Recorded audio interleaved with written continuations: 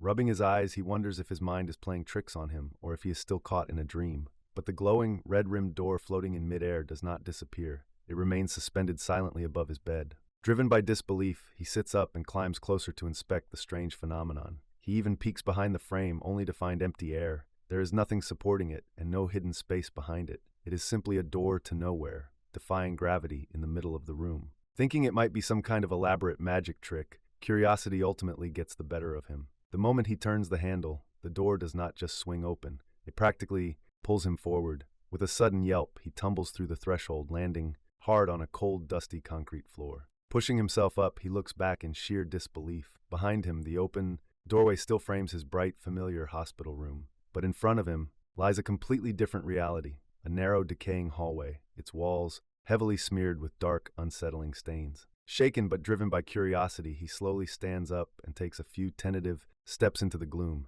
He calls out into the shadows, hoping for a rational explanation, but his voice only echoes back to him in the silence. Then, a sudden, sickening sound cuts through the quiet from the darkness ahead. Chaunch! Something is lurking just out of sight, and by the sound of it, it is in the middle of a meal. The chewing sounds stop, and from the deep shadows, a nightmare takes shape. Towering over him is a massive, blood-red skeletal beast, its hollow skull staring down at him with 3 glowing green eyes. The young man freezes, paralyzed with fear as the monster unleashes a deafening roar that rattles the entire corridor. Realizing he is completely out of his depth, his survival instinct kicks in. Does not think twice. He scrambles backward as fast as his limbs can carry him, offering a frantic, politely panicked, "Sorry to bother you, have a nice day." "Bye." He dives headfirst back through the floating door. He slams it shut behind him, tumbling back onto his hospital bed, his heart hammering against his ribs. Panting and terrified that the creature might break through, he looks up to find the air empty.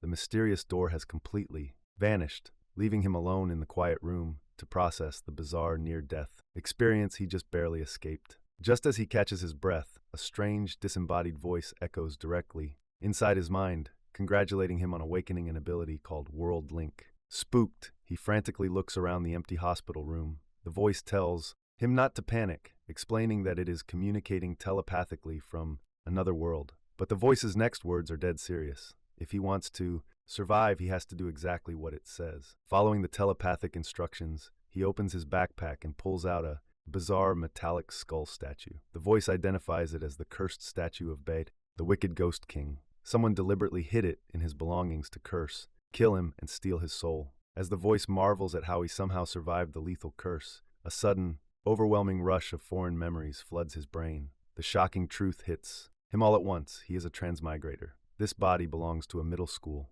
student named Shen Ye, and the original Shen Yi's soul has already been consumed by the curse, leaving him to pick up the pieces. The pieces of the puzzle finally fall into place. The original Shen Ye's soul was completely wiped out by the dark energy of the skull statue. The voice explains that when a soul-stealing curse of this magnitude fails to kill its target, it backfires spectacularly. Instead of destroying him, the failed curse grants the survivor all the raw power the artifact has accumulated over millions of years of stealing souls. Right on cue, the gold skull statue in his hand begins to fracture, dissolving into harmless dust. The telepathic voice commands him to summon the floating door once more. The terrifying gateway that almost got him eaten just moments ago is no longer a random threat. It is now bound to him, waiting for his command. Just as the voice commanded, the mysterious floating door manifests once again, in the middle of the room, hummed to life by Shen Ye's new World Link ability. But before he can wrap his head around the magic, the system throws him hilarious curveball. A glowing notification pops up, awarding him a physical title plaque, Polite Person. It turns out his panicked, polite retreat from the skeletal giant earlier actually paid off. This equipable passive skill means people will naturally have a slightly better impression of him whenever he's healing. The brief moment of comedy quickly evaporates, however, as the telepathic voice begins to weaken. It leaves him with a grim warning. Whoever planted the cursed skull statue will eventually realize their target is still breathing. But the voice only manages one final cryptic reply before slipping away, "Because I need you." Before fading completely, the voice drops a few more crucial details. Terrifying, blood-stained corridor he just escaped is a place known as the Nightmare Realm, and it is the exact dimension where this mysterious entity is currently imprisoned. The entity leaves Shen Ye with a clear directive: grow stronger, reach the deepest depths of the Nightmare Realm, and break their seal. The promise of a massive reward is enticing, but the parting advice is much more immediate. Don't you dare die. Once the voice goes entirely silent, Shen Ye is left to contemplate his incredibly bad luck. He has barely just transmigrated, and someone is already actively trying to murder him. He carefully searches the original Shen Ye's memories, but the kid was just a regular middle schooler with no obvious enemies, leaving the origin of the lethal curse a total mystery. Realizing he has absolutely no way to defend himself if the culprit shows up at the hospital, Shen Ye makes a high-stakes decision. He equips his freshly earned polite person title and looks toward the floating door. If he wants a fighting chance, he has to step back into the nightmare realm and see if he can farm more skills and titles, even if it means risking another encounter with the horrors lurking in the dark. Though he has made up his mind, the memory of that giant, terrifying skeleton makes him hesitate. He grabs the door handle, trying to reassure himself. Worst case scenario, he will just run right back through the portal. Then he has a wild, incredibly optimistic idea. What if he doesn't have to fight it? What if he can just talk to it? Shen Ye reasons that communication is the cornerstone of humanity. Since a skeleton is technically just a dead human, they should, in theory, be able to negotiate. If he plays his cards right, maybe he can convince this powerhouse of a monster to act as his personal bodyguard against the unknown enemies coming to kill him in the real world. Plus, with his new polite person title equipped, his chances should be pretty good, right? Shen Ye immediately puts his plan into action. Striking a polite posture, he introduces himself and offers a sincere apology for interrupting the monster's meal earlier. But a ravenous, three-eyed skeletal beast is not easily swayed by basic manners. With a ferocious growl, the creature lunges, its massive claws tearing through the doorway. Shen Ye barely dives out of the way, tumbling back onto his hospital bed just as the skeleton slams against the frame, nearly destroying the portal in its rage. Safely back in his room, Shen Ye realizes his options are severely limited. He can't endlessly farm skills because the system limits him to earning just one title per day. To make matters worse, if the skeleton keeps camp blocking the doorway, he won't be able to safely train tomorrow either. With an assassin potentially on the way to his hospital room at any moment, he doesn't have the luxury of waiting. It is time to ditch the polite act and bring out his real secret weapon, his past life's experience as a top-tier salesman. Reopening the door, Shen Ye steps back in. The skeleton tries to smash him again, but this time, Shen Ye has the dimensional mechanics figured out. By exploiting the threshold, he can slip back and forth between worlds, making it physically impossible for the monster to reach him. With the upper hand, Shen Ye confidently extends his hand to close a new deal. When the unimpressed skeleton turns to walk away, Shen Ye drops his ultimate leverage. He points out that the beast is heavily fractured. Its skull, ribs, and spine are all severely damaged, but its bones slowly regenerate whenever it feeds. He isn't just trying to make a friend anymore. He is about to pitch a business proposition this monster simply can't afford to refuse. Shen Ye goes all in on his pitch. Pulling out his phone, he displays a special offer for calcium tablets, explaining that while he obviously can't let himself be eaten, he can easily supply the beast with modern supplements designed specifically to rebuild bone density. After all, what are friends for? The giant skeleton pauses, seemingly processing the bizarre offer. Suddenly, purple energy crackles through the air. Shen Ye braces for a strike, but instead of an attack, a glowing scroll manifests.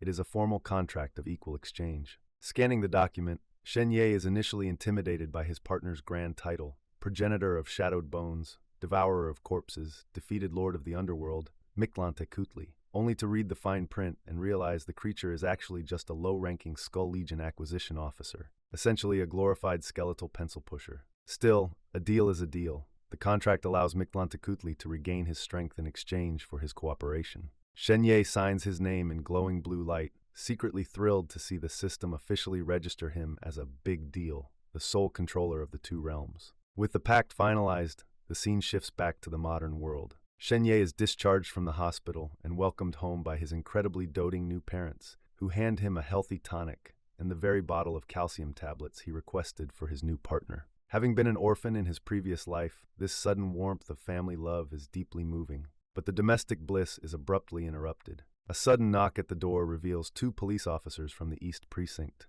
They are here to investigate Shen Ye's case, signaling that the dark secrets behind his near-fatal curse are finally catching up to him. The police officers deliver a frustratingly passive response. They essentially tell Shen Ye to accept his near-death experience as a random, unpredictable act of fate, casually dismissing the entire incident as something beyond their control. Externally, Shen Ye plays along, but internally he is furious. He knows the grim reality. The real Shenye didn't just suffer a freak accident, he was brutally murdered by a horrific curse. The older officer prepares to leave, reassuring him that as a simple middle schooler with a normal social life, there is no reason anyone would hold a more grudge against him. It is blindingly obvious to Shenye that the authorities are terrified of the wicked Ghost King curse and prefer to wash their hands of the whole situation. Just as the duo departs, however, the young officer with the prosthetic arm, a highly ranked sergeant named Luo Feichuan, secretly doubles back, breaking protocol. He silently hands Shenye his personal card, telling him to reach out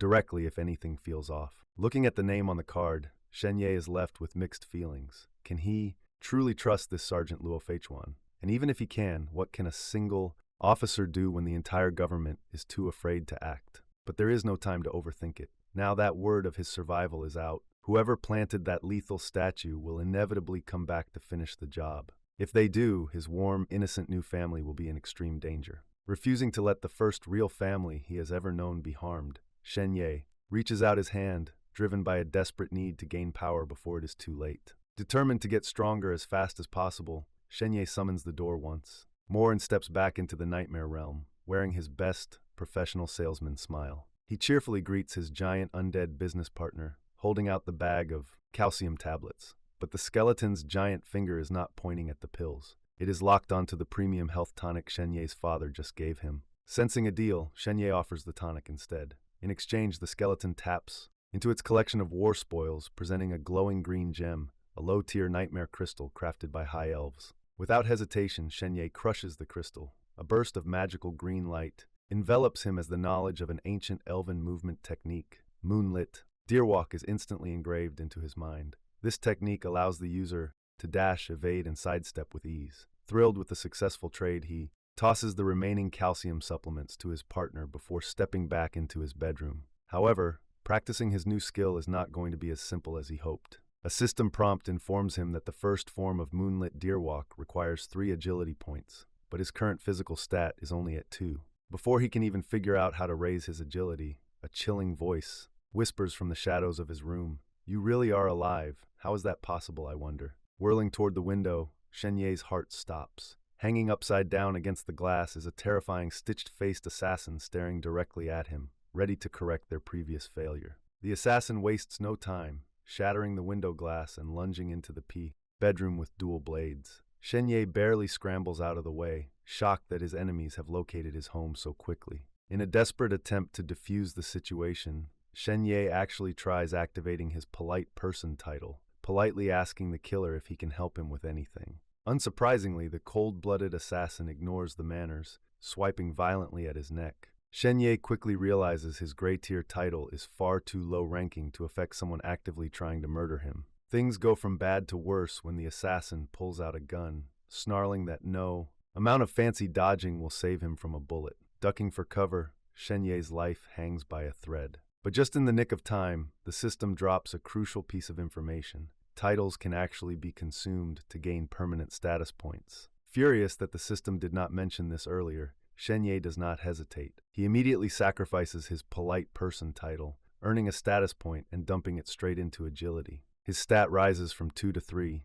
instantly unlocking the elven movement technique, Moonlit Deerwalk. Green energy erupts around him. Activating the technique's first form, evasion, Shenye moves like a slippery, untouchable blur, completely throwing off the assassin's aim. Knowing he still can't win a direct fight, Shenye uses his newfound speed to reach his ultimate escape plan. He summons the floating door, and as the gateway to the nightmare realm materializes, he dives through, with the furious assassin charging right behind him. The assassin pursues Shenye straight through the threshold, fully believing he has cornered his target in some secret passage. He realizes his mistake too late as Shenye bids him a cheerful later and slams the door shut. Before the killer can even turn back, the massive three-eyed skeleton looms from the shadows of the nightmare realm. A single, desperate scream is cut short by a series of sickening, echoing crunches. Just like that, the deadly assassin is turned into monster food. Catching his breath back in his bedroom, Shenye knows his safety is only temporary.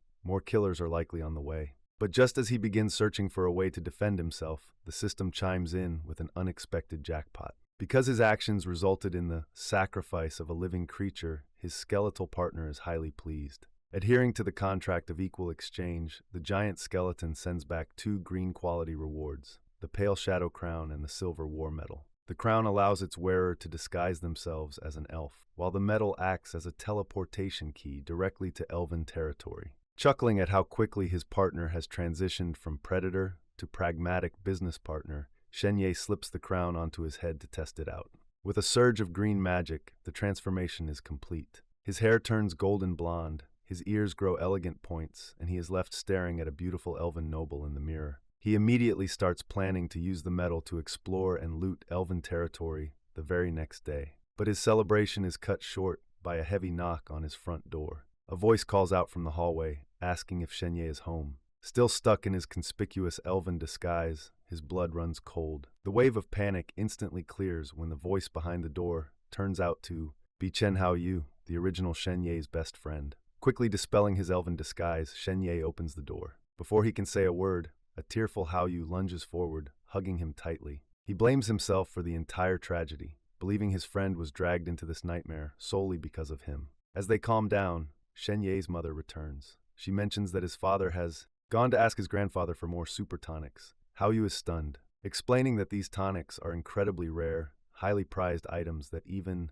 the wealthy struggle to acquire. It is the first hint that Shenye's family might have some influential connections. But the talk of tonics quickly transitions into the looming threat of the high school entrance exams. Shenye is struck by a major realization. In this world, exams are not purely academic. They test physical stats like strength and agility. This explains why combat techniques like Moonlit Deerwalk require specific stat thresholds. Because of the curse, Shenye already missed the strength test, although his mother gently reassures them that he can still qualify for a decent school by acing the agility exam. Shenye's mind is racing. He is actively being hunted by killers. Walking into a crowded school is like painting a massive target on his back. Sensing his hesitation and stress, his mother pulls him into a warm, protective embrace. She softly tells him that if he wants to skip the exams entirely, that is fine, they only care about his safety. Deeply touched, Shenye hugs her back. Yet as the original Shenye's memories continue to flood his mind, he learns a critical piece of family history. His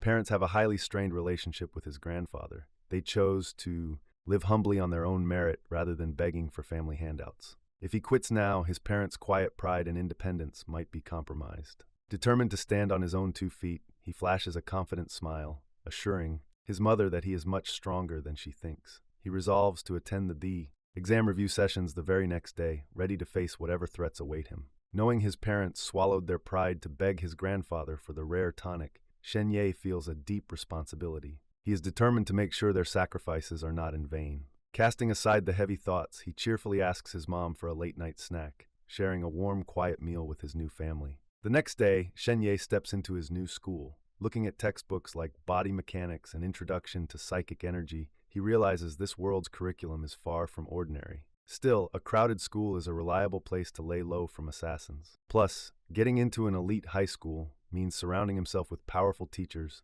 who can offer a shield of protection. His focus is quickly interrupted when he is called into the hallway. Waiting for him is Zhao Yibing, a popular classmate who used to constantly pester him about studying back when he was at the top of the class. Believing Shenye is ruined after missing his first physical test, she has decided to publicly dump him to protect her social standing. With a smug display of fake sympathy, she boasts about her own high scores, claims they are from different worlds now, and dramatically shows him that she has deleted his contact info. But Shenye is not about to let her play the tragic heroine. He calmly flips the script, pointing out the cold truth. She was always the one chasing him, and he never wanted to be her friend in the first place. As the onlookers begin whispering about her blatant opportunism, one of her friends tries to guilt-trip Shenye, claiming he is ungrateful for all the gifts Zhao Yibing gave him. This is where Shenye's past life sales expertise truly shines. Using savage, undeniable logic, he turns the emotional manipulation right back on her. He explains that accepting gifts is not a binding contract to accept her affection